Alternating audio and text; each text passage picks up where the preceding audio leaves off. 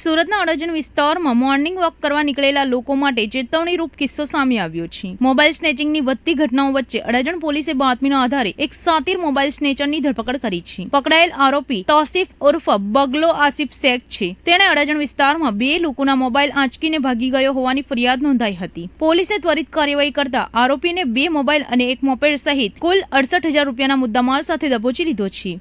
આરોપીની પૂછપરછમાં તેને અન્ય કેટલા વિસ્તારોમાં આવી ગુનાહિત ઘટનાઓને અંજામ આપ્યો છે તે દિશામાં હાલ વધુ તપાસ ચાલુ છે। ગઈકાલ તારીખ 4 મે 2026 ના રોજ અડાજણ ખાતે આવેલ બદ્રીનારાયણ મંદિરની પાસે 2 અલગ અલગ મોબાઈલ સ્નેચિંગની ઘટના બનેલી।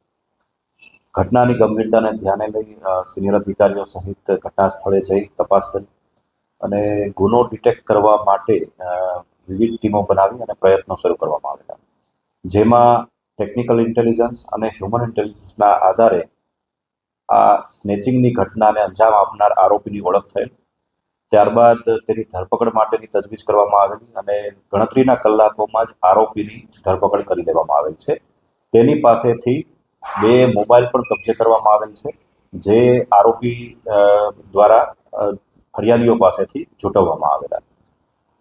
આરોપી તૌસીફ ઉર્ફ બગલા આરિફ શેખ નામનો વ્યક્તિ છે, જે અમરોલી ખાતે આવેલ કોસાડ આવાસ ખાતે રહે છે। 21 વર્ષની ઉંમરનો છે।